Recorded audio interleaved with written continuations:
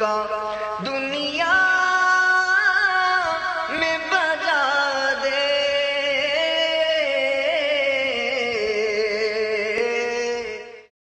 الحمدللہ رب العالمین والصلاة والسلام علی سید المرسلین اما بعد فاعوذ باللہ من الشیطان الرجیم بسم اللہ الرحمن الرحیم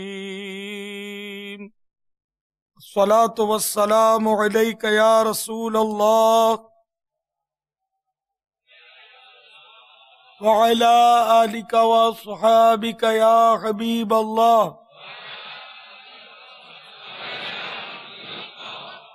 الصلاة والسلام عليك يا نبي الله وعلى آلك وصحابك يا نور الله.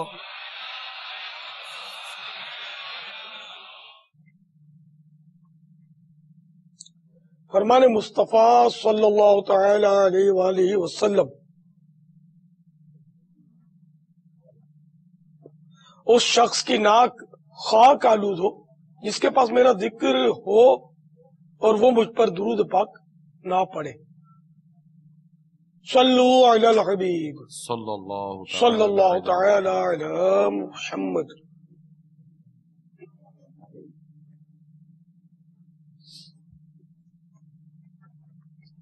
آج 1434 سنہ ہجری کے سفر المظفر کی 23ویں شب پاکستان میں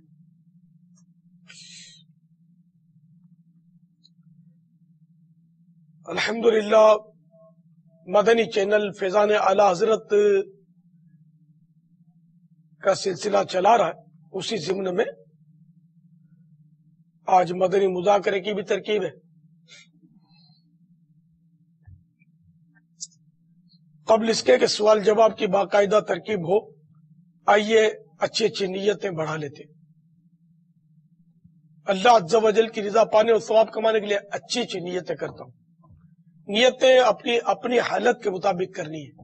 جو آپ سے بن پڑے وہی، جس پر آپ کا عمل ممکن ہو، آپ کا ذہن بنتا ہو، وہی نیتیں کرنی ہے. اول تاخیر شرکت جاری رکھتے ہوئے علم دین حاصل کروں گا. از ابتدا تا انتہا موبائل فون بند رکھوں گا.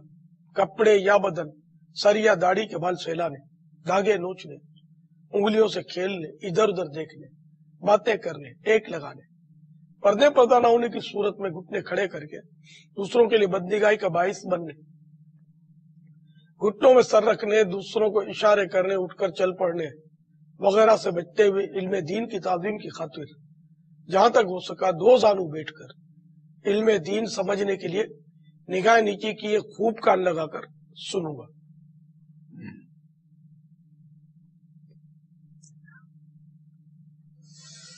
صلو علی الحبیب وغیرہ سن کر ثواب کمانے اور صدا لگانے والے کی دلجوئی کے لیے نمایاں آواز سے جواب دوں گا.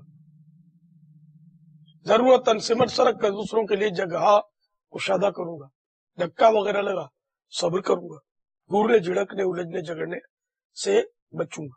خاص خاص باتیں لکھ لوں گا. حسب موقع عز و جل صلی اللہ تعالی علیہ وآلہ وسلم رضی اللہ تعالی عنہ اور رحمت اللہ تعالی علیہ پڑھوں گا.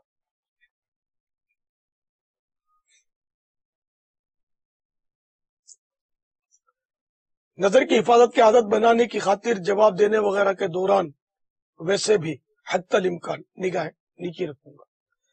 کہا لگانے لگوانے سے اجتناب کروں گا. فالتو جملوں غیر ضروری لفظوں سے بچوں گا.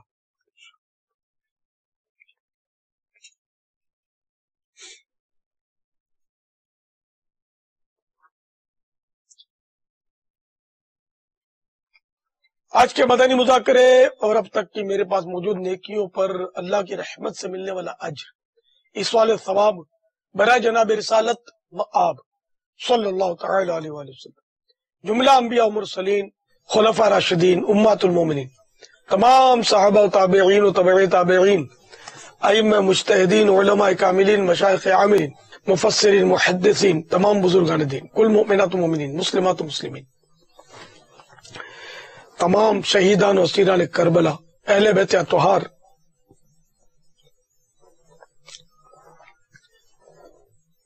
ائمہ مذاہب اربعہ، ائمہ سلاسل اربعہ، امام غزالی، اعلی حضرت صدر الافاضل، صدر شریعت، قطب مدینہ، مفتی احمد یار خان، مفتی دعوت اسلامی حاجی مشتاق حاجی زمزم رضا، تمام مبلغات مبلغین مرحومین،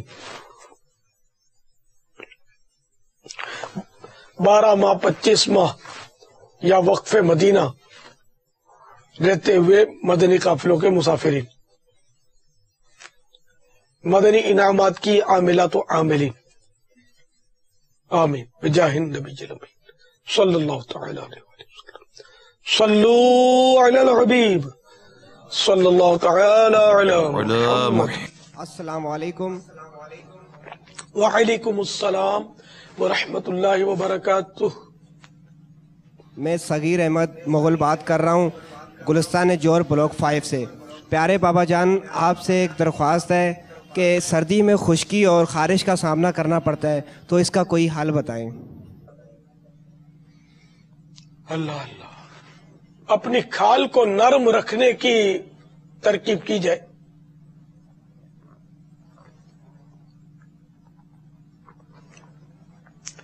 جیسے کہ روزانہ غسل کرے نیم گرم پانی سے، تو اس سے بھی کھال کو تری نمی ملتی رہے گی۔ اور دوسرے یہ کہ جو جو حصے خشک ہو جاتے ہیں ان پر گلیسرین ملے، یا ویسلین وغیرہ آتی ہیں وہ بھی ملنے سے کام چلے گا، کھوپرے کا تیل ملیں گے تب بھی کام چلے گا۔ تو اس کو تر رکھیں گے نا تو انشاءاللہ یہ پھٹے گی نہیں اور خارش سے بھی بچت رہے گی۔ اور سردی سے بچنے کے لیے ایسے ملبوسات پہنے جائیں، ٹھنڈی ہوا نہ لگنے دی جائے جہاں خاص کر وہ جلد سخت ہو جاتی ہو، خشک ہو جاتی ہو۔ ایسے موقع پر گھما پھرا نہ جائے جب ہوائیں چل رہی ہوں سردی کی، ٹھنڈی ٹھنڈی۔ اب یہ کہ بعض لوگ تو اسکوٹر چلاتے ہیں سخت سردی میں، ظاہر ہے کہ ان کو ٹھنڈی تو ہوا لگے گی نا، ٹھنڈی ہوا لگے گی تو وہ اپنے اثرات تو دکھائے گی۔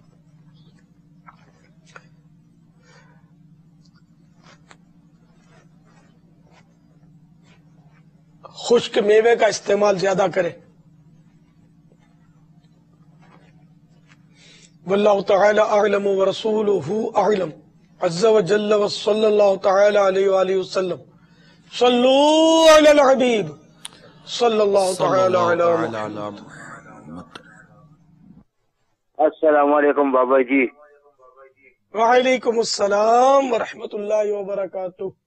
پیارے بابا جی، میرا سوال یہ ہے کہ مجھے صبح سخت سردی لگتی ہے، کیا روزانہ میں تیمم کر سکوں کہ نہیں؟ السلام علیکم ورحمۃ اللہ وبرکاتہ۔ وعلیکم السلام ورحمۃ اللہ وبرکاتہ۔ اب وہ سردی لگتی ہے تو سردی کا سیزن ہے تو سردی تو لگے گی نا، یعنی ایسی سردی ہو نا کہ پانی لگنے سے بیمار ہو جائے گا، اور وہ پانی اتنا ٹھنڈا ہے کہ اس کو نقصان پہنچا دے گا، اس طرح کے عوارض ہو نا، اس طرح کی مجبوریاں، تو تیمم کی صورتیں بنتی ہیں۔ باقی وہ سردی بہت لگتی ہے اس لیے وہ پھر تو سردی کس کو نہیں لگتی، تو سبھی تیمم شروع کر دیں گے۔ تو ایسا ٹھنڈا پانی کہ اس کی ٹھنڈک بدن کو نقصان پہنچا دے گی یا بیمار کر دے گی اس کو، تب جا کر وہ تیمم کی اجازت کی صورت بنے گی۔ اور جبکہ گرم پانی کا کوئی اگر اس کا نعمل بدل ہو پھر تو گرم کر کے کر لے وضو۔ گھروں میں گرم پانی کرنے کا نظام تو ہوتا ہی ہے نا، چولہا تو ہوتا ہی ہے کم از کم، گرم کر کے وضو کرے کہ صاحب وہ ٹھنڈا ہوتے پانی تو اب تیمم کر لوں، جبکہ گرم پانی کرنے کی سہولت موجود ہے، گرم کر لو۔ واللہ تعالی اعلم ورسولہ اعلم عز وجل وصلی اللہ تعالی علیہ وآلہ وسلم. صلو علی الحبیب صلی اللہ تعالی علی محمد. بابا اس کا درست تلفظ بھی اگر آپ سکھا دیں ہم کو.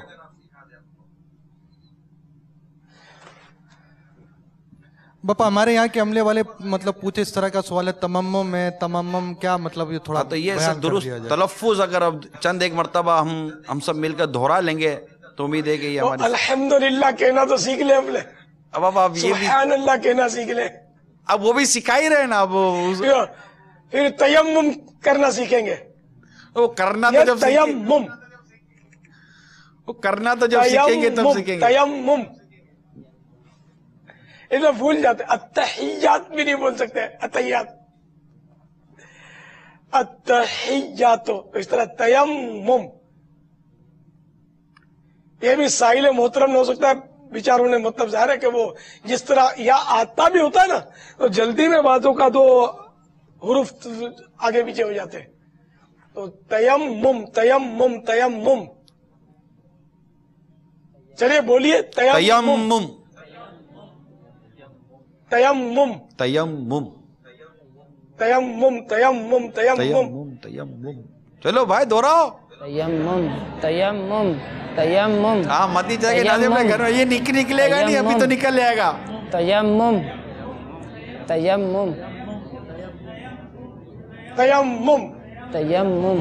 ماشاء اللہ ماشاء اللہ. یہ ابھی چلو تھوڑا پکا ہو گیا لیکن بعد میں پتہ ہی نہیں ہوگا. پھر 2-4 سال کے بعد یہ لفظ بولنے کی ضرورت پیش آئے گی تو پھر وہی کہ وہی نکل پہنچ جائے گا یہاں سے چلے سے.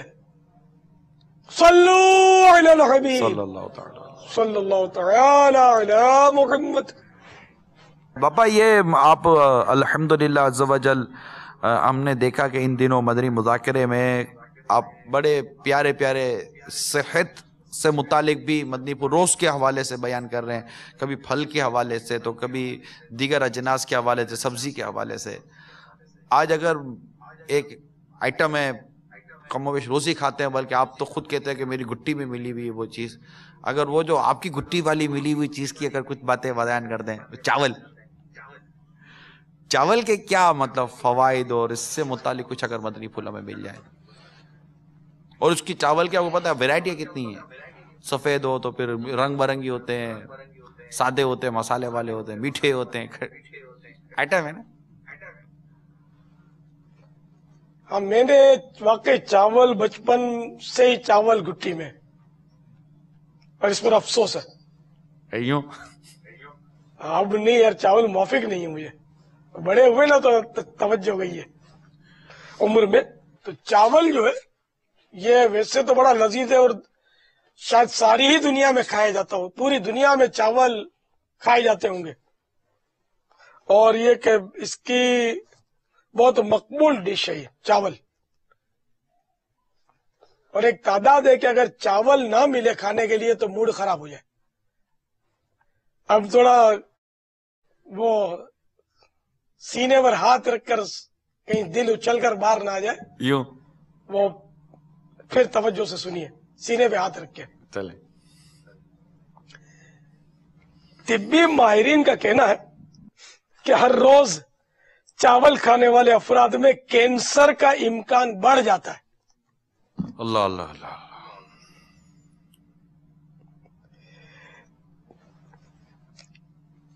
طبی ماہرین کہتے ہیں کثرت سے چاول کھانے والے افراد میں جگر, مثانے اور پھیپھڑوں کے کینسر کا خدشہ دوسروں کی نسبت زیادہ ہوتا ہے.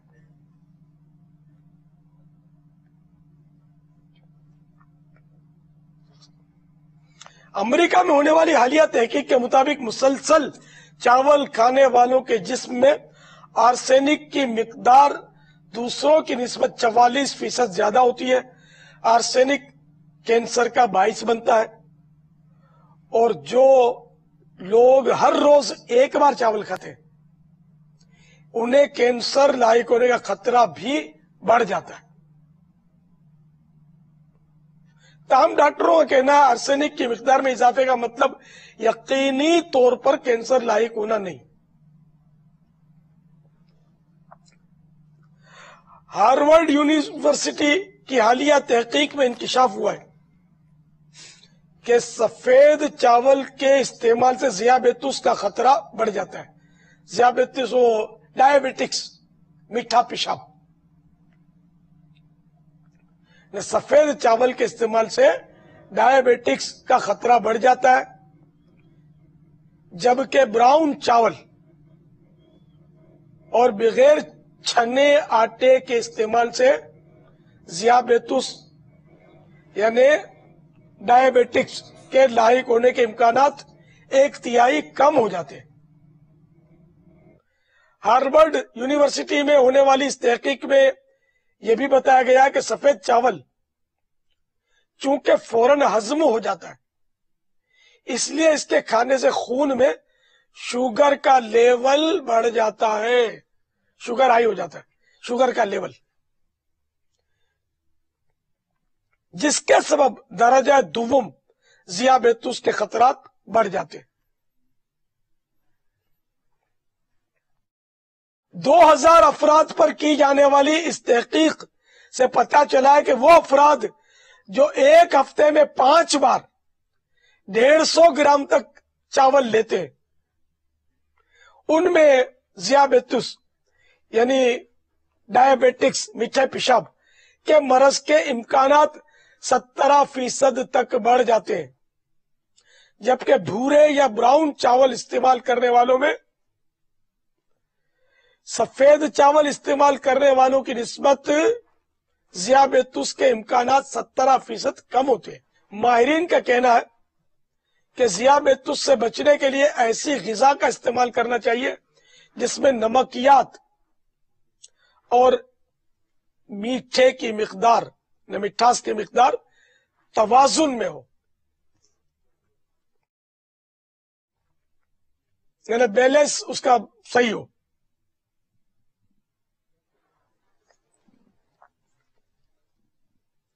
تو یہ ہے ہمارے چاول جن کے بغیر ہم کو چلتا نہیں ہے، اور ہم مطلب یعنی کہ ہمارے یہاں تو روزانہ ہی عام طور پہ چاول کھائے جاتے، تو اس سے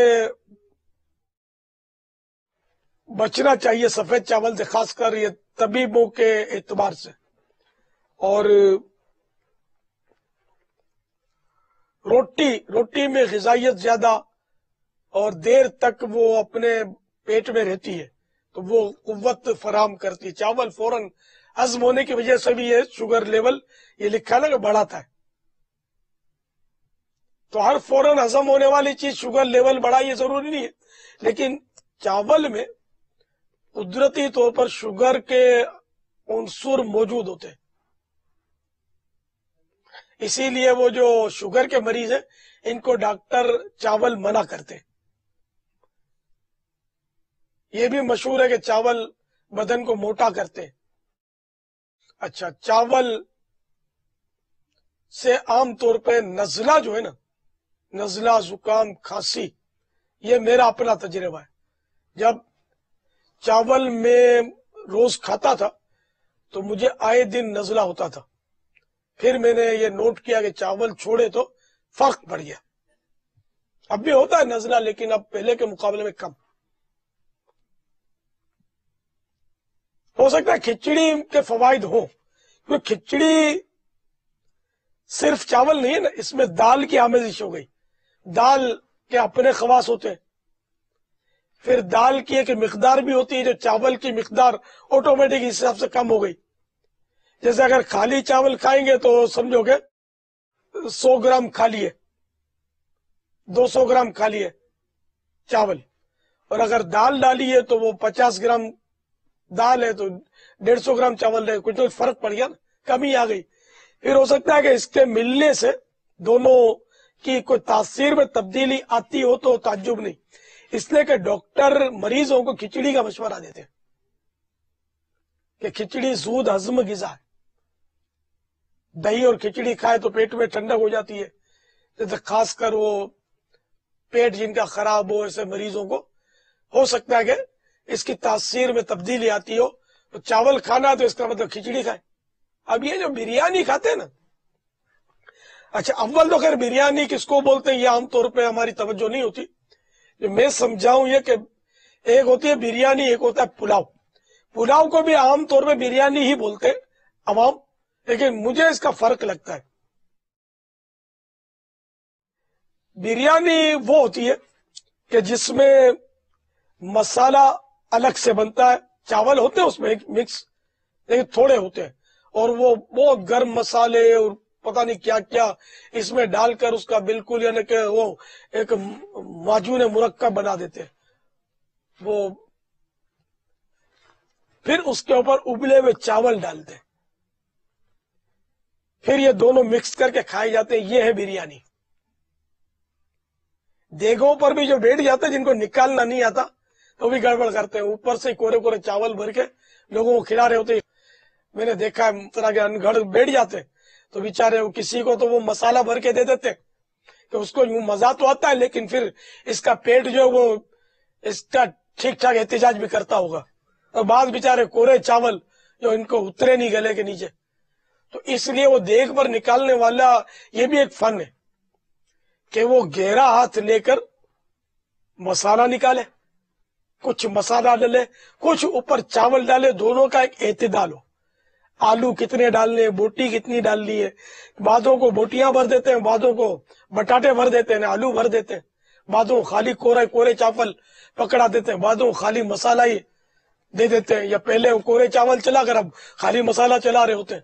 بالکل ستیہ ناش کر دیتے ہیں ہزاروں روپے کی دیکھ کا. تو اس طرح کے انگھڑ عیسائی بھائیوں کو بٹھانا یہ بھی ایک طرح کا جرم ہی سمجھ میں آتا ہے کہ جو بھی کام کرنا ہے اس کو سیکھنا ضروری ہے. یار یہ بھی ایک کام ہے کہ دیکھو یہ لاکھوں روپے کا اناج پکتا ہے جو، تو یہ لوگوں کو اس کا کھانے کا لطف آئے اس کے لیے بے شک آپ بلا لیں جو اس کے پروفیشنل نکالنے والے ہوتے ہیں نا ان کو بلا لیں. یہ لاکھوں روپے کھانے پر اگر ہم 2-5 ہزار روپے خرچ کر دیں گے نا ان کا، یہ مہنگا نہیں ہے تاکہ سب کو ایک طرح کا کھانا کھانے کو نصیب ہو جائے. تو یہ میری باتیں جو ہے نا یہ اس کو آپ غور کیا کریں، کیونکہ میں نے اپنی زندگی میری ان تجربات میں گزر گئی. میں نے اس کی ٹریننگ تھوڑی لی ہے، نہیں کتابوں میں لکھا ہوتا ہے یہ طریقہ کار، تو اپنے وہ سمجھ پڑتے ہیں یوں نہیں یوں ہونا چاہیے. حالانکہ زندگی میں کبھی میں نے چاول ابالے نہیں ہیں، لیکن کئی ڈشیں بنانے کا مشورہ دینا آتا ہے کہ یوں پکا لو یوں پکا لو یوں پکا لو، یہ آتا ہے. پتا نہیں یہ کیا ہے، حالانکہ ابالے کبھی زندگی میں نے آج تک چاول نہیں ابالے. بریانی اور پلاؤ پکانا تو اور چیز ہے. خیر، تو وہ تو ہوئی بریانی جو میں نے آپ کو، جو میں سمجھ سکا ہوں کہ یہ بریانی لگتی ہے میرے کو، یہ بریانی. اب جو مکس کر کے بوٹیاں اور آلو اور سب چاول میں ایک ہی طرح کا مسالہ اور سب مکس ہوتا ہے اوپر سے لے کر نیچے تک، یہ میرے کو لگتا ہے یہ پلاؤ ہے. آخر پلاؤ اور بریانی میں فرق تو ہونا چاہیے نا. اب دونوں کو ایک لکڑی سے ہانکتے ہیں، اس کو بریانی اس کو بھی بریانی، یا اس کو پلاؤ تو اس کو بھی پلاؤ.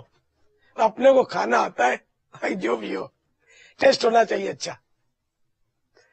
تو ہمارا یہ کہ بریانی جو ہے نا میرے گمان میں چاول کی تمام ڈشوں میں بریانی سب سے زیادہ لذیذ مانی جاتی ہے، اور جس میں لذت زیادہ، دنیا کی جس نعمت میں وہ سمجھو کہ لذت زیادہ اس میں زحمت بھی زیادہ.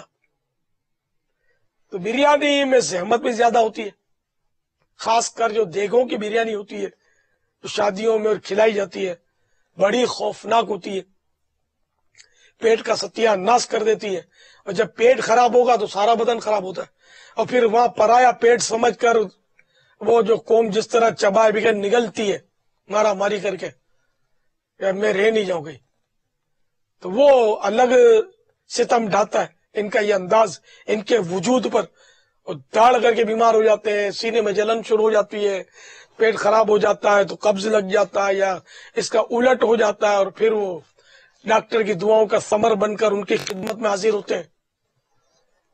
تو یہ سب ہوتا ہے. تو اگر اعتدال رکھا جائے نا ہر چیز میں تو فائدہ ہے. بہرحال یہ کہ چاول کھانا حرام نہیں ہے، آپ چاول کھاتے ہیں تو بھلے لیکن یہ کہ طبیبوں کی تحقیق ہے وہ عرض کی میں نے، اور یہ تحقیقیں بدلتی بھی رہتی ہیں، ان پر ایمان لانا ضروری نہیں ہے، سمجھے؟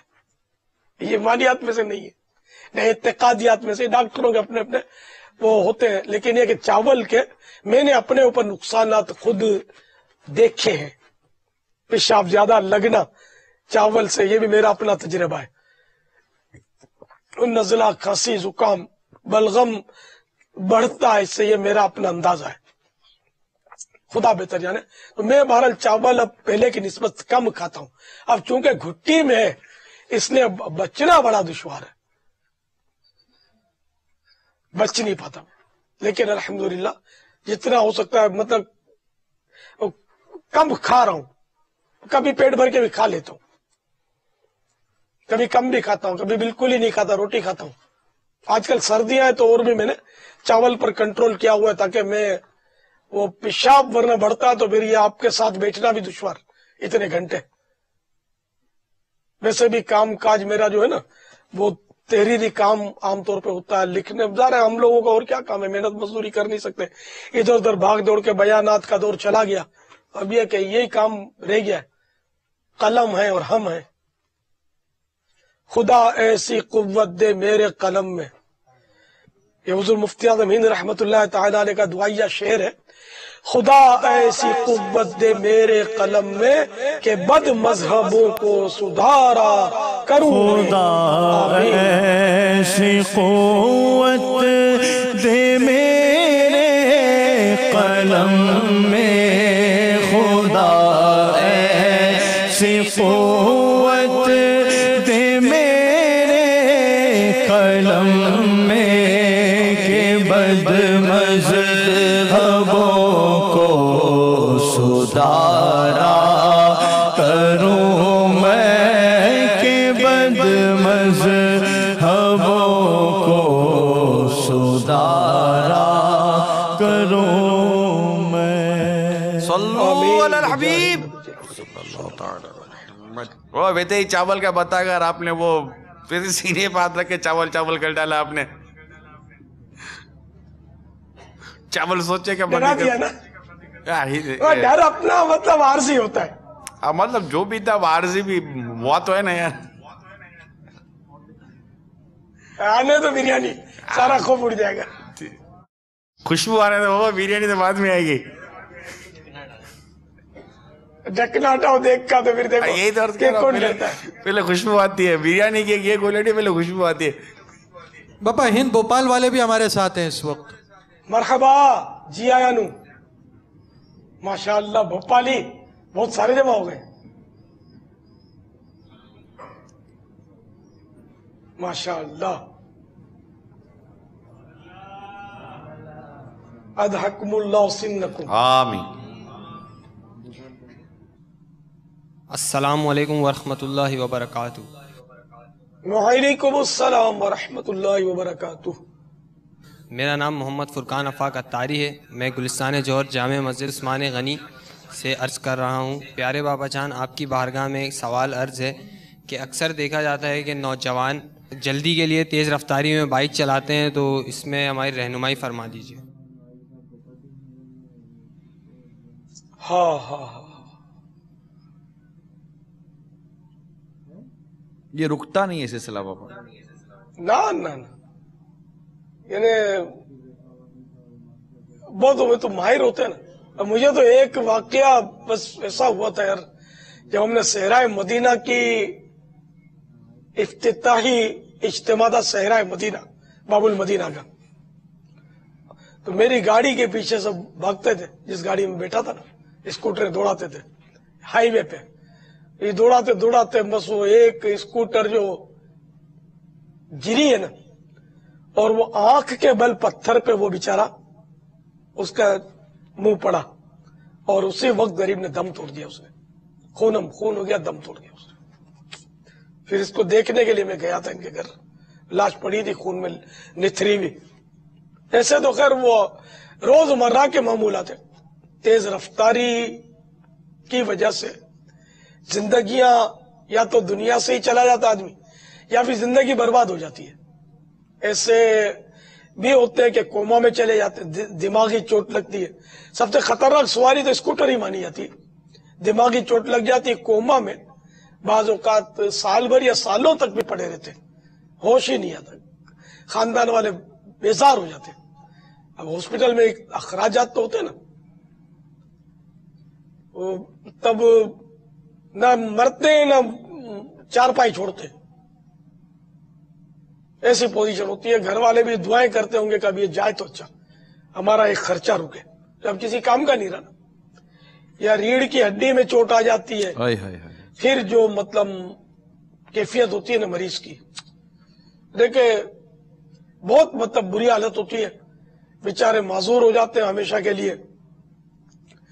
تو یہ تیز رفتاری نہیں ٹھیک. اسکوٹر کی تیز رفتاری سب سے زیادہ خطرناک ہے. ہر گاڑی کی تیز رفتاری خطرناک ہے. ہر ایک کی حد بندی ہے، لیمیٹیشن ہے. ہر ایک کو اپنی لمٹ میں ہی گاڑی چلانی چاہیے، ورنہ جب ایکسیڈنٹ ہوتا ہے، کسی کو مار دیتے ہیں یا گاڑی الٹ جاتی ہے، ہر طرح سے مطلب ایک ہلاکت کا سامان ہوتا ہے اس میں، اور قانونی بھی جرم ہے. تیز رفتاری اپنے لیے بھی اور دوسروں کے لیے بھی خطرناک ہے. سب کو بچنا چاہیے اس سے. اللہ تعالی توفیق عطا فرمائے. خاص کر ہمارے نوجوان اس میں پیش ہوتے ہیں. واللہ تعالی اعلم ورسولہ اعلم عز وجل وصلی اللہ تعالی علیہ وآلہ وسلم. صلو علی النبی صلی اللہ تعالی علی محمد. السلام علیکم ورحمۃ اللہ وبرکاتہ. وعلیکم السلام ورحمۃ اللہ وبرکاتہ. پیارے باپا جان، میں محمد نعیم اتاری کراچی کے علاقے محکمہ موسمیات سے. پیارے باپا جان، میرا سوال یہ ہے آپ کی بارگاہ میں کہ آج کل سی این جی کی بندش کی وجہ سے پمپوں پر بہت زیادہ لمبی قطاریں لگی ہوتی ہیں، جس میں تمام ہی اسلامی بھائی جو افراد ہوتے ہیں سی این جی بھروانے کے لیے، وہ اکثر جلد بازی کرتے ہیں. صبر و تحمل کا دامن تھامے رہنا چاہیے اسلامی بھائیوں کو بھی، اور دوسروں کی حق تلفی نہیں کرنی چاہیے. جب لائن لگی ہے تو آپ سورس کے ذریعے یا کسی کی لائن کے بیچ میں گھسیں گے تو ظاہر پچھلوں کا ایک حق تلف کریں گے نا. تو اس طرح یہ آپ کے لیے آخرت کے لیے مسائل کھڑے ہوں گے، پھر دل آزاریاں ہوں گی، ایذاء مسلم کی صورتیں بنیں گی. تو اس لیے طریقہ یہی ہے کہ اب آپ صبر کریں، کہ صبر کر کے اجر کمائیں، کہ صبر کرنے کا اجر جو ہے وہ جنت ہے.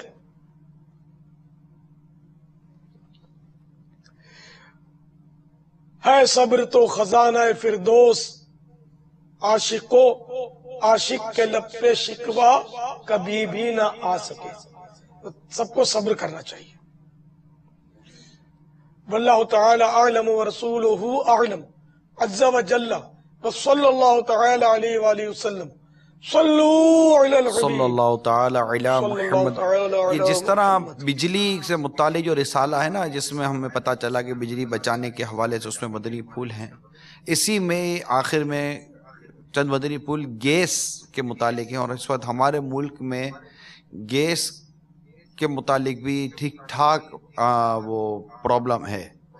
تو اگر ہم اپنے یہاں پر گیس کے استعمال پر بھی تھوڑی سی غور کر لیں، اور جو گیس کی عدم دستیابی سے جو نقصان ہو رہا ہے اس پر غور کر لیں، اور پھر اپنا کچھ نہ کچھ گیس کم استعمال کرنے کے حوالے سے مائنڈ بنا لیں کہ ہو سکتا ہے کہ اس سے بھی فرق پڑ جائے، اور وہ جگہیں جہاں گیس کی بالکل سپلائی بند ہے تو وہ سپلائی وہاں کچھ نہ کچھ ملنا شروع ہو جائے. تو یہ مدنی پھول گیس سے متعلق بھی، اور اس کو بھی کفایت کے ساتھ استعمال کرنے کے حوالے سے مدنی پھول بھی اس رسالے میں موجود ہیں.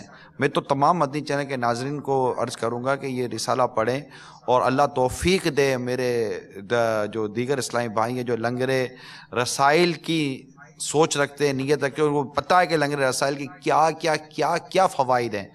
وہ تو اس کے جتنا ہو سکے لنگر کریں، اپنے محلے میں تقسیم.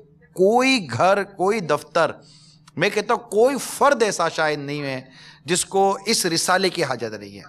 ایک تو اخبار کے بارے میں سوال جواب، اخبار پڑھنے کے حوالے سے، اور دوسرا یہ آپ کا بجلی کے بارے میں. تو بجلی کا اس وقت ٹاپک چل رہا ہے، بجلی اور یہ گیس وغیرہ، تو میں تو تمام مدنی چینل کے ناظرین کو، اسلامی بھائی اسلامی بہنیں، اللہ نے جو آپ کو وسعت دی ہے 2 4 6 10 12، بلکہ اعلیٰ حضرت امام اہل سنت کی نسبت سے کم از کم 25 رسائل کی طرف بھی آپ کی توجہ ہونی چاہیے کہ 25 رسالے کم از کم 125 رسالے، 2500 رسالے، 25,000 رسالے، یہ جیبی سائز بھی ہیں اور بڑی سائز کے بھی ہیں. اس کو برائے کرم تقسیم کریں. اور جو اس وقت جو یہ ہمارے یہاں جو بحران ہے، بجلی کا بحران، پانی کا بحران اور گیس کا بحران، یہ 3 قدرتی طور پر جو ہمیں ایک نعمت ہیں، یہ بحران کا شکار ہیں. اس میں یقیناً ہماری اپنی جو استعمال کا جو انداز تھا اس کا بھی ایک نتیجہ اس کو کہہ سکتے ہیں. اس کے علاوہ جو بھی اسباب اس کے ہوں، یہ رسالہ لیں، پڑھیں، بلکہ میسیج کریں. اللہ تعالیٰ نے آپ کو توفیق دی ہے، وسعت دی ہے کہ ہماری طرف سے اتنے لنگر رسائل کر دیں. میں آپ کو مشورہ یہ دوں گا، تمام اسلامی بھائیوں کو، تمام اسلامی بہنوں کو، کم از کم اپنے پڑوسیوں کو، اپنے ساتھ والوں کو، رشتہ داروں کو، دوست احباب کو کم از کم 1 رسالہ ضرور دے دیں. ہر گھر میں کم از کم 1 رسالہ تو ہو. السلام علیکم پیارے باپا جان. وعلیکم السلام ورحمۃ اللہ وبرکاتہ. محمد عرفان اتاری باب المدینہ کراچی سے عرض کر رہا ہوں. پیارے باپا جان یہ ارشاد فرمائیے، کسی سے خوش ہو کر یہ کہنا کہ میری عمر آپ کو لگ جائے، ایسا کہنا کیسا ہے؟ باپا یہ ارشاد فرمائیے، کیا اس طرح کہنے سے ایک کی عمر دوسرے کو لگ جاتی ہے؟ اس طرح کہنے کا کیا فائدہ ہے؟ اللہ اللہ، یہ مرآت شرح مشکات میں ایک طویل حدیث ہے، وہ میں آپ کی خدمت میں پیش کرتا ہوں. اس سے آپ کو پتا چلے گا کہ عمر آیا لگتی ہے کہ نہیں. اللہ عز و جل نے حضرت آدم کو پیدا کیا اور ان میں روح پھونکی تو انہیں چھینک آئی. یہ حدیث شریف مرآت شرح مشکات سے میں پیش کر رہا ہوں. صفحہ 337 جلد 6 اور صفحہ 337 سے شروع ہو رہی ہے. میرے آقا صلی اللہ تعالی علیہ وسلم کا یہ فرمان علی شان ہے. حضرت سیدنا ابو ہریرہ رضی اللہ تعالیٰ عنہ فرماتے ہیں، فرمایا رسول اللہ صلی اللہ تعالی علیہ وسلم نے کہ جب اللہ نے حضرت آدم کو پیدا کیا اور ان میں روح پھونکی تو انہیں چھینک آئی. انہوں نے کہا الحمدللہ. پھر ان سے ان کے رب نے کہا اے آدم اللہ تم پر رحمت کرے. اللہ تعالیٰ کا یرحمک اللہ، اللہ نے یرحمک اللہ کہا. یہ غیر ہماری تعلیم کے لیے کہ ہم بھی وہ یرحمک اللہ کہیں، یہ اس کی شرح میں یہی لکھا ہے. اس کے بعد ان کو حکم دیا گیا ان فرشتوں کے پاس جو جماعت بیٹھی ہے جاؤ تو کہو السلام علیکم. چنانچہ انہوں نے کہا السلام علیکم. وہ بولے علیک السلام ورحمۃ اللہ. پھر وہ اپنے رب کی طرف لوٹے تو فرمایا یہ تمہارا اور تمہاری اولاد کا آپس میں سلام ہے. خیر آگے چل کے وہ حضرت سیدنا آدم صفی اللہ علیہ نبینا علیہ صلی اللہ علیہ وسلم کو ان کی اولاد دکھائی گئی اور اللہ تعالیٰ نے فرمایا کہ یہ تمہاری اولاد ہے. تو ہر انسان کی عمر اس کی آنکھوں کے درمیان لکھی تھی. ان میں ایک صاحب بہت چمکدار تھے. عرض کیا یا رب یہ کون ہے؟ فرمایا یہ تمہارے فرزند داود ہیں اور ان کی عمر میں نے 40 سال لکھی ہے. عرض کیا یا رب ان کی عمر میں زیادتی کر دے. فرمایا میں نے ان کے لیے یہی لکھی ہے. عرض کیا یا رب میں نے اپنی عمر میں سے 60 سال انہیں دیے. فرمایا تم جانو اور یہ کام. پھر فرماتے سرکار نامدار صلی اللہ تعالی علیہ وآلہ وسلم فرماتے پھر جتنا اللہ نے چاہ حضرت آدم جنت میں رہے، پھر وہاں سے اتارے گئے. اور حضرت آدم اپنی عمر گنتے تھے.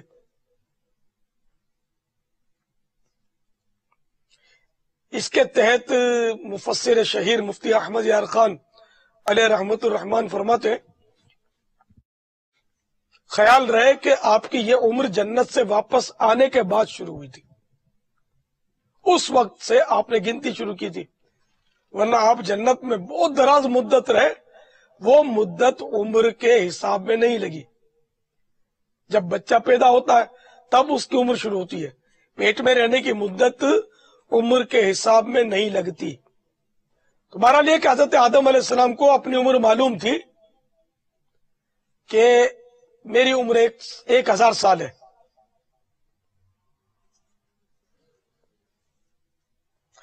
جبھی تو آپ نے اس میں سے 60 سال دے دیے. داؤد علیہ السلام کے 40 تھے عمر لکھے ہوئے، اور ان کی 1000 سال عمر ان کو پتا تھا اللہ کے بتائے سے، تو انہوں نے 60 دے دی. اگر 10-20 سال کی عمر ہوتی تو 60 دیتے کہاں سے؟ خیر،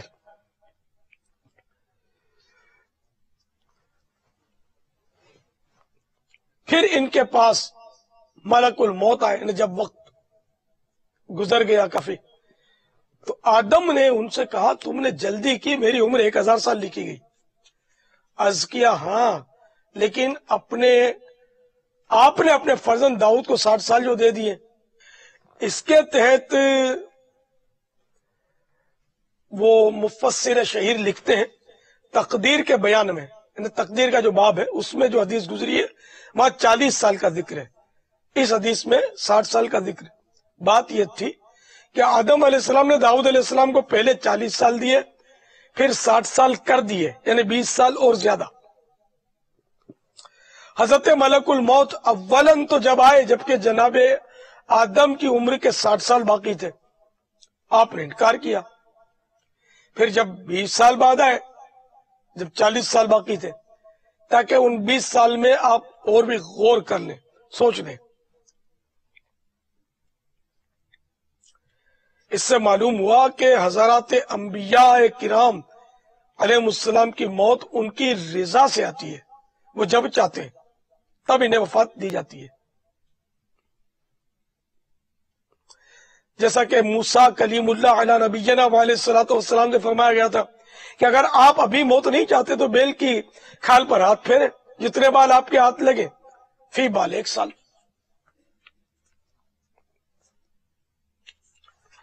خیر، تو جب آپ کی خدمت میں عرض کی گئی کہ آپ نے اپنے فرزند داؤد کو 60 سال دیے ہیں، حضرت آدم نے انکار کر دیا. اس کے تحت لکھا ہے یعنی آدم علیہ السلام یہ واقعہ ایسا بھولے کہ یاد دلانے پر بھی انہیں یاد نہ آیا. عمر لینا تو یاد رہا مگر عمر دینا یاد نہ رہا. خیال رہے کہ یہاں انکار اپنی یاد آنے کا ہے نہ کہ اصلی واقعہ کا. اصلی واقعہ یعنی اصل واقعہ تو بذریعہ فرشتے کے رب تعالی بیان فرما رہا ہے، تو اس کا انکار ہو ہی نہیں سکتا. مزید میرے آقا صلی اللہ تعالی علیہ وسلم، یہ تو میں نے شرح بیان کی، مزید فرماتے ہیں چنانچہ حضرت آدم نے انکار کر دیا، چنانچہ ان کی اولاد انکار کرتی ہے. آپ بھول گئے تو اولاد بھولنے لگی. فرماتے ہیں کہ اس دن سے لکھنے گواہ بنانے کا حکم دیا گیا. شرح میں ہے معلوم ہوا کہ معاملات کا لکھ لینا، ان پر گواہ بنا لینا آدم علیہ السلام کے زمانے ہی سے چلا آ رہا ہے.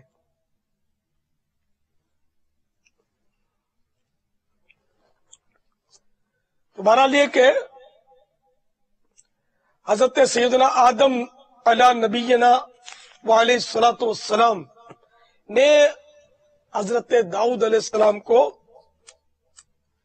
اپنی عمر میں سے 60 سال عطا کیے. یعنی ان کے پاس 1000 سال کی عمر ملی تھی، 940 سال رہ گئی. ملک الموت آئے تو یہ بھول گئے تھے. انہوں نے انکار کیا، تو یہ اس کی حکمت ہے کہ پھر امت ان کی اولاد میں بھول پیدا ہوئی.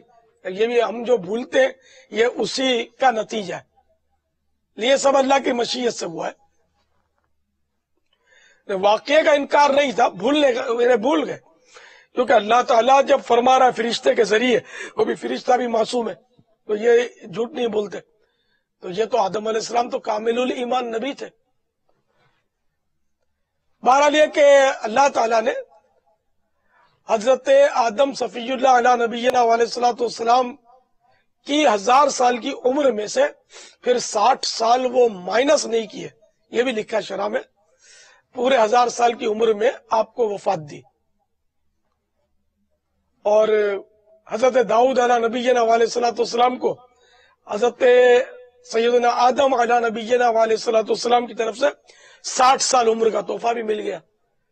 تو یوں ایسا لگتا ہے کہ اصل تو موجود ہے کہ مجھے میری عمر آپ کو لگ جائے، مگر یہاں تھوڑا سوچنا چاہیے بولتے ہوئے، یعنی کہ کوئی بول دے کہ میری عمر آپ کو لگ جائے اور وہ اب یہ اس نے گنتی بھی نہیں کی، گنتی کرے گا کہ اس کو پتہ ہی نہیں کتنا عرصہ جیے گا. دعا دینے والا جیسے کوئی ہم سے آپ کہیں کسی سے کہ میری عمر آپ کو لگ جائے تو آپ کو کیا پتا کہ آپ کی عمر ہے کتنی، ہو سکتا ہے وہ 2-4 دن ہی رہ گئی ہو. آپ نے کہا کہ میری عمر لگ جائے اور یہ دعا قبول ہو جائے اور داڑھ کر کے آپ گرے تو پھر کیسا لگے. تو قبولیت کی گھڑیاں ہوتی ہیں تو یہ سوچ سمجھ کر تحفے کی آفر کرنی چاہیے. آفر بھی نہیں ہے نا، یہ تو اب دعا ہے کہ میری عمر اللہ آپ کو لگا دے. یہ محاورے کے طور پر چل پڑا ہے لیکن اس کی اصل حدیث شریف میں موجود ہے. عمر لگ سکتی ہے تو حدیث شریف سے ہم نے جانا. اب اس کے علاوہ دوسروں کی عمریں لگی یا نہیں لگی یہ کوئی میرے ذہن میں اس کی کوئی جزئیہ ہے نہیں. ایک تاریخ کا واقعہ ہے، البتہ یہ مغلیہ خاندان کا ہی غالباً واقعہ ہے کہ وہ بادشاہ نے اپنے بیمار بیٹا جو قریب الموت تھا غالباً اس کے لیے دعا مانگی تھی کہ یا اللہ اس کو میری عمر لگا دے. ایسا کچھ یاد پڑتا ہے مجھے. تو بادشاہ کے بال فوراً سفید ہو گئے تو بڑھاپا آ گیا تھا اور بچہ وہ زندہ ہو کے یعنی کہ کھڑا ہو گیا تھا. اس طرح کا وہ تاریخی واقعہ ہے، یہ بھی پورا یاد نہیں مجھے. واللہ تعالی اعلم ورسولہ اعلم عز وجل وصلی اللہ تعالی علیہ وآلہ وسلم. صلو علی الحبیب صلی اللہ تعالی علی محمد. اب کیا کریں، بولے نہیں بولے؟ سوچ سمجھ کے بولنے پر تو پابندی نہیں ہے، بولتے تو ہے، آپ کس کس کو روکیں گے؟ لگ گئی تو پھر پتہ نہیں کیا جذبات ہوں گے. اور نہیں کسی کو بولے کہ آؤ کھانا کھا لو اور نیت صاف نہ ہو کھلانے کی کہ کھانے کے لیے بیٹھ گیا تھا، یہ ڈر لگتا ہے. اس کی حدیث شریف میں صراحتاً ممانعت ہے جی کہ وہ کھوٹی صلاح نہ کرے. جب دل میں ہے کہ یہ اس کو کھلانا مقصود ہے تو صلاح کرے ورنہ نہ کرے. تو ہمارے یہاں کرتے ہیں. اب یہ کہ ظاہر ہے کہ واقعی یہ جذبات ہے کہ عمر لگ جائے اور میری ساری مطلب جو بھی امیدیں بھلے خلاص ہو جائے، عمارتیں میری ادھوری رہ جائیں، میرے کام سارے ادھورے رہ جائیں اور میں یہ چلا دنیا سے، میری عمر دی فلاں کو. تو یہ جذبہ ہے تو سمجھ میں آتی ہے بات، لیکن اللہ ایسا جذبہ نصیب کرے. لوگ جذبات میں جوش میں بولتے رہتے ہیں، یہ نہیں، یہ عام ہے، بولتے ہیں، لکھتے بھی ہیں. مجھے تو بہت مطلب بولتے ہیں اور لکھتے ہیں. یوں تو شاید میری لاکھوں سال عمر ہو جائے. اس طرح تو مجھے شاید اتنے زمانے سے لوگ بولتے ہیں کہ آپ کو ہماری عمر لگ جائے، آپ کو ہماری عمر لگ جائے. سب کی دعائیں قبول ہو جائے تو پھر خیر اور عافیت کا ساتھ میں کوئی دعا میں الفاظ نہیں ہوتے. اگر سب کی عمریں لگتی گئی اور خیر و عافیت ساتھ میں نہ رہی تو پھر تو بڈھا آدمی تو آپ کو پتہ ہی ہے بستر پر جب آتا ہے تو اس کی بیچارے کی کیفیت کیا ہوتی ہے. اللہ تعالیٰ کسی کا محتاج نہ کرے، دنیا اور آخرت میں محض اپنا محتاج رکھے. آمین آمین.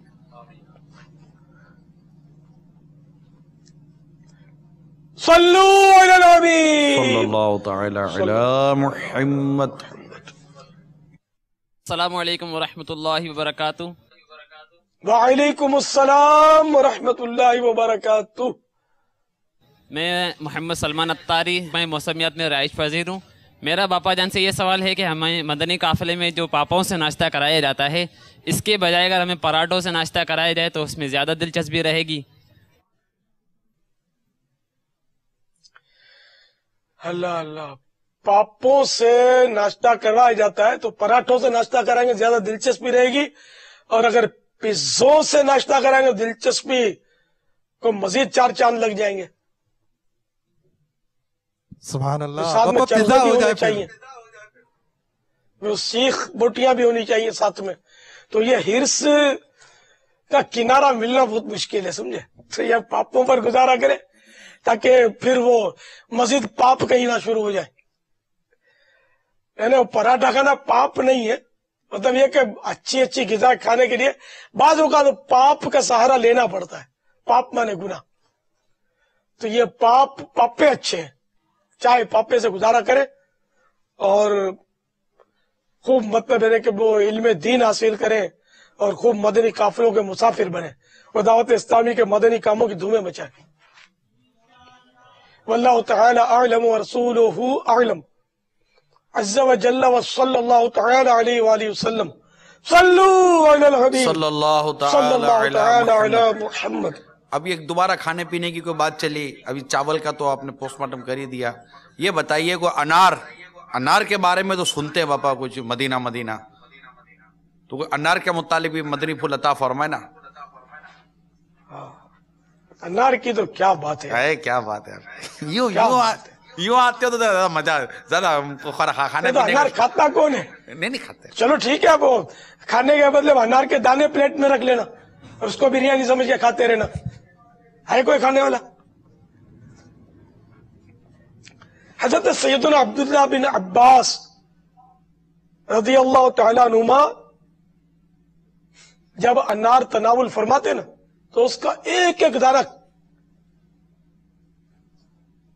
استعمال فرما لیتے، کھا لیتے.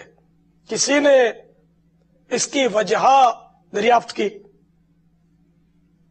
تو فرمایا مجھے خبر ملی ہے کہ زمین میں کوئی بھی انار کا درخت ایسا نہیں جسے باردار یعنی پھل کے قابل کرنے کے لیے اس میں جنتی انار سے دانہ نہ ڈالا جاتا ہو. تو میں اس لیے سارے دانے اس انار کے کھا لیتا ہوں کہ کیا پتا کہ اس میں جنتی انار کا دانہ بھی شامل ہو، اور گویا میں چھوڑ دوں تو کہیں جنتی دانہ ہی میرے سے نکل گیا ہاتھ سے. یہ روایت اللہ والوں کی باتیں جلد اول صفحہ نمبر 66 پر المعجم الکبیر کے حوالے سے نقل کی ہے. اللہ والوں کی باتیں یہ اپنے الحمدللہ دعوت اسلامی کی مجلس المدینۃ العلمیہ نے اس حصہ اول شائع کیا ہے، اور مولا مشکل کشا علی المرتضی کرم اللہ تعالی وجہ الکریم کا اس میں فرمان یہ بھی ہے کہ انار کے دانے جھلی کے ساتھ کھانے چاہیے کہ مقوی معدہ ہے. یہ تاریخ الخلفاء میں لیکن معدے کو تقویت دیتے، قوت دیتے. انار کے دانوں کے ساتھ آپ نے دیکھا ہوگا پردی ہوتی ہے، اندر پردے سے بنے ہوتے، اس کو جھلی بولتے. تو یہ جھلی بھی کھا لینی چاہیے، لیکن عام طور پہ جھلی نہیں کھائی جاتی. انار کی تو جھلی کیا، انار کے اندر جو کچھ ہوتا ہے وہ جھلی یا جو بھی گٹھے گٹھے بنے ہوتے ہیں یہ سب، اور خود اس کی جو کھال ہے، یہ خول اس کا جو ہوتا ہے، یہ سب کے سب مطلب یہ کہ اپنے اندر بہت ساری خصوصیات، برکات اور فوائد رکھتے ہیں. طبی ماہرین کی تعداد تحقیق کے مطابق انار دل اور جگر जिगर मीनिंग कलेजी की बीमारियों के लिए बेहतरीन दवा है। अनार दिल के अज़ा को तक़वियत देता, जिससे दिल के दौरे का इम्कान कम हो जाता है। इसका जूस खून की कमी दूर करता है। ताजा खून दिल की शरियानों को साफ करके मुख्तलिफ बीमारियों के खिलाफ मुस्मिर कारकर्दगी का मुजाहरा करता है। मुस्मिर यानी नतीजा खेज, यानी बीमारियां और जो मुख्तलिफ बीमारियों में ये बड़ा फायदेमंद है। अनार हाई ब्लड प्रेशर को कम करता है। मजीद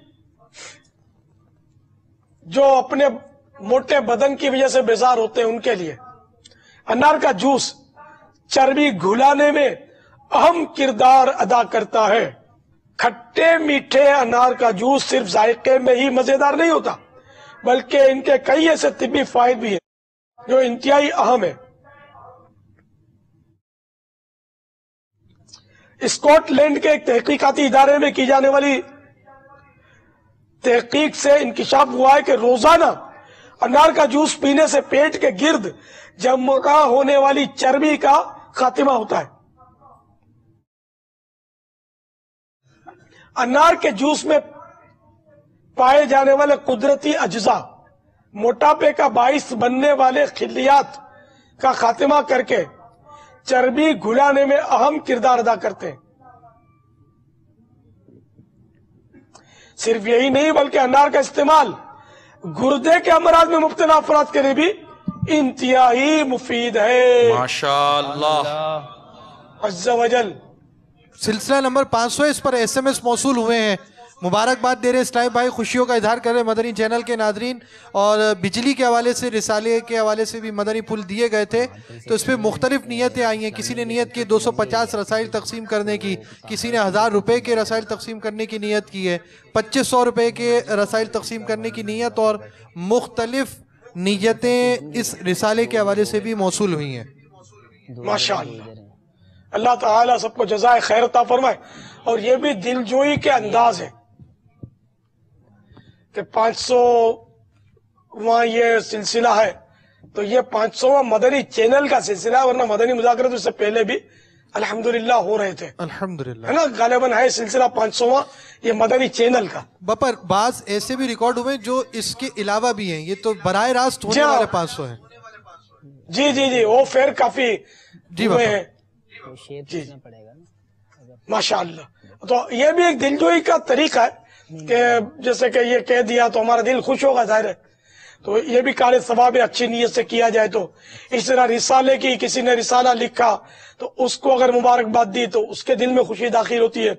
किसी ने कलाम लिखा, उसको मुबारकबाद दी तो उसको इससे खुशी हासिल होती है। किसी के यहाँ बच्चा पैदा हुआ, उसको मुबारकबाद दी, इससे भी दिल खुश होगा। तो इस तरह बहुत सारे खुशी के मामलात होते हैं। किसी की नौकरी लग गई, किसी की मंगनी हो गई, तो इस तरह भी खुशी के मौके पर मुबारकबाद देनी चाहिए, लेकिन मिठाई का मुतालबा नहीं करना चाहिए। दावत का मुतालबा, मिठाई का मुतालबा ये नहीं ठीक। कि अक्सर ऐसा होता है कि इसका आपस में इतना उनका चलन नहीं होता और वो फिर बददिल होकर अगर मिठाई खिलाएगा तो ये जिसने इस तरह मांगी उसके हक में रिश्वत होगी कि शर्त से बचने के लिए मिठाई खिला दी, दावत खिला दी। तो इसलिए इस तरह के मुतालबे ना किए जाए।